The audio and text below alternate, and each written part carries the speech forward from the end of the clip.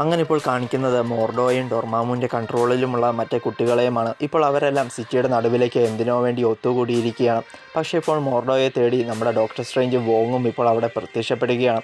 ഇപ്പോൾ അവിടെ വന്നിരിക്കുന്ന ഡോക്ടർ സ്ട്രേഞ്ചിനെ കണ്ടതുകൊണ്ടും പുള്ളിക്കാരൻ്റെ കഴുത്തിൽ താൻ സോർസറർ സുപ്രീം ആകുമ്പോൾ ധരിക്കുവാനിരുന്ന ഐ ഓഫ് അഗമോട്ടോ എന്ന മാല കിടക്കുന്നത് കണ്ടതുകൊണ്ടുമുള്ള ദേഷ്യത്തിൽ ഡോക്ടർ സ്ട്രേഞ്ചിനെ അറ്റാക്ക് ചെയ്ത് കൊല്ലുവാൻ മോർഡോ ഇപ്പോൾ പോയെങ്കിലും തൻ്റെ നേരെ വരുന്ന മോർഡോയെ ഒന്നും ചെയ്യാതെ പേടി കൂടാതെ നമ്മുടെ ഡോക്ടർ സ്ട്രേഞ്ച് അവിടെ അനങ്ങാതെ നിൽക്കുകയാണ്.